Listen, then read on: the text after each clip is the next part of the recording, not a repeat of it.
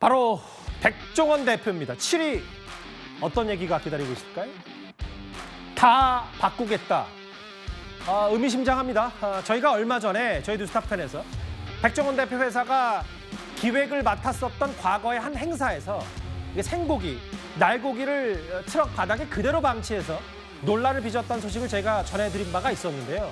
결국 이게 경찰까지 나서게 됐습니다. 제일 이슈가 된 게 저도 알아요. 비싸게 물건값을 책정해놓고 반값 할인 이게 언제적 상술이냐라는 게 제일 크잖아요. 이번 행사 45%한 거는 마진이 거의 없이 했다는 거. 그만큼 생산 단가가 떨어지기 시작하면 저희 가격 내릴 거예요. 안 좋은 일이 많이 겹쳐서 일단 다시 한번 죄송스럽게 생각합니다. 이 사진 한 장으로 많이 설명이 됐죠. 2023년 11월 홍성 바비큐 축제 현장. 물론 날씨가 한여름은 아니었더라도 이런 날고기를 그대로 트럭 바닥에 둬도 되냐 이런 논란이 많이 있었는데 허주연 변호사님, 결국 경찰도 나섰어요?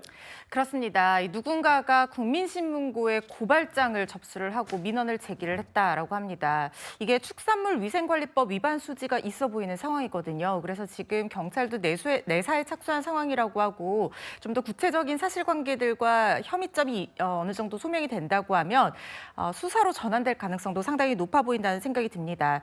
지금 여름은 아니었다고 하지만 그때 당시 날씨가 25도 정도 최고기온에 달하는 따뜻한 날씨였는데 이 날씨와 상관없이 축산물위생관리법에 보면 닭, 오리, 소, 돼지 종류별로 포장 방법과 유통 방법이 규정이 굉장히 상세하게 되어 있고요. 예. 관련 법령에 다 상세하게 규정이 되어 있고 특히 지금 어떤 온도에서 냉장과 냉동으로 구별해서 어느 정도 온도에서 어떤 식으로 특별한 차량을 이용해서 이동해야 된다. 이런 내용까지 정해져 있거든요. 만약에 이 부분을 준수를 하지 않는다고 하면 예. 3년 이하의 징역 또는 3천만 원 이하 벌금형에 처해질 수 있도록 규정을 하고 있습니다. 그런데 지금 이 홍성 바비큐 축제에서는 이렇게 옮긴 업체가 더본코리아 본사는 아니었고요. 협력업체였던 것으로 지금 알려지고 있거든요. 그렇죠. 그렇다면 더본코리아가 이 부분에 대해서 얼마만큼 관리 감독을 하고 있었는지 그 계약관계라든가 책임 소재 같은 것들 그리고 혹시나 방조 여부가 있는 것은 아닌지 이런 것들도 좀 충실히 따져서 형사처벌 여부가 만약에 이 건이 된다고 하면 결정될 거라는 생각이 들고 또 한 가지 문제점으로 제기가 됐던 게 그 예산축제에서 닭고기도 비위생적인 용기에 담아서 방치가 됐다. 이렇게 지금 고발인이 의혹을 제기를 했거든요. 이 부분까지 같이 수사가 진행될 거라는 생각이 듭니다. 최근에 이제 백종원 대표 회사가 논란을 일으키거나 물의를 빚은 게 한두 개가 아니었기 때문에 지난번에 이렇게 주주들 앞에서 고개를 숙였던 백종원 대표인데 홍정성 기자님 아예 오늘 홈페이지에 글을 썼더라고요. 이제 다 바꾸겠다. 일련의 사안에 대해서 무거운 책임감을 갖고 필사의 각오로 혁신에 임하겠다. 이런 백종원 대표 회사 글도 참 이례적입니다. 지난번에 처음으로 이제 고개를 숙였을 때는 어떻게 보면 주주들에게 하는 말 같았습니다.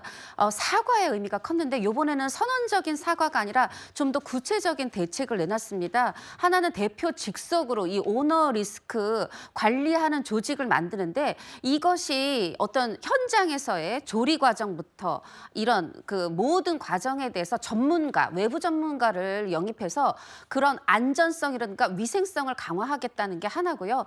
또 하나는 홍보팀을 만들겠다고 했습니다. 예. 사실 지금 국민 청원이 올라온 것만 21건 이상입니다. 지금 일일이 지금 말씀드릴 것이 없이 이 생산지, 원산지를 허위 표기하거나 아니면 국산 재료만을 가지고 만들어야 하는 농촌진흥구역에서 미국산, 캐나다산, 중국산 콩으로 된장을 만들었거나 심지어 여기서 나가서 직원들을 대상으로 한 블랙리스트를 만들었다. 예. 혹은 어떤 기업의 임원이 술자리 면접이라는 어떤 지금 현 시대에 맞지 않는 그 시대착오적인 이런 면접을 했다든가 여러 가지 문제가 정말 터지다 보니까 지금 이렇게 구체적으로 대책을 내놓을 수밖에 없는 상황인 건 맞는데요. 예. 다만 하나 제가 개인적으로 바라고 또 우려되는 부분은 뭐냐 하면 예. 이 위생관리 시스템, 안전관리 시스템을 강화하겠다. 이 부분은 아주 바람직합니다. 그런데 만약에 이 대표 직속의 기관이 그러한 정말 이 만약에 안전이나 위생을 생각하는 건 우리 소비자들을 생각하는 거거든요. 예. 그런데 그게 아니라 오너리스크 관리,